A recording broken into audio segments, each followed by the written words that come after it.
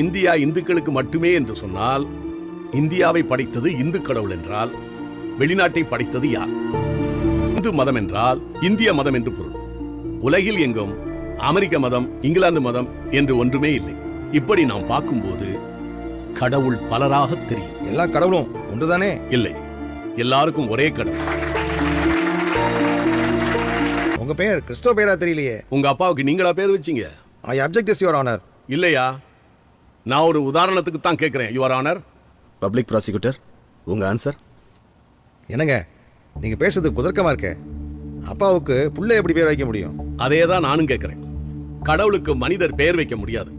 நீங்கள் சொல்லுகிற பெயரெல்லாம் மனிதன் கடவுளுக்கு வைத்த பெயர்.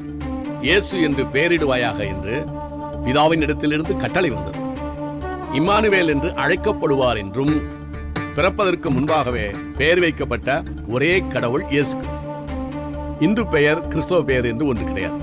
மனிதனோ முகத்தை பார்க்கிறான், கடவுளோ இருதயத்தை பார்க்கிறார்னு பைபிள் சொல்லுது. என் பெயர் சிவஞானம். சிவம் என்றால் அன்பு. கடவுள் அன்பாய் இருக்கிறார் என்றும் கிறிஸ்துவே ஞானம் என்றும் வேதம் சொல்லுகிறது. ஐ மீன் த பைபிள். ஆகையால் என் பெயர் கிறிஸ்தவ பெயர் தான். என்னுடைய மகனின் பெயர் குமரன். பிதா, குமாரன், பரிசுத்தாவி. இப்படி பார்த்தால் அவனுடைய பெயரும் கிறிஸ்தவ பெயர் தான். கனம் பொருந்திய நீதியரசரான ஐயாவின் பெயர் வெங்கடாசலபதி.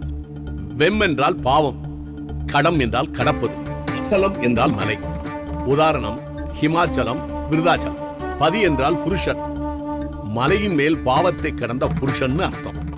அப்படி பார்த்தால் அதுவும் கிறிஸ்தவ பெயர் தான். உங்களுடைய பெயர் நாராயணன். நார் என்றால் நீர், அயனம் என்றால் படுத்துக் கொண்டிருப்பது. ஆவியானவர் ஜலத்தின் மேல் அசைவாடிக் கொண்டிருந்தார் என்று வேதத்தின் 2வது வசனம் சொல்லுகிறது. நாராயணன் என்றால் பரிசுத்த ஆவி என்றும் அர்த்தம். This is for your kind information.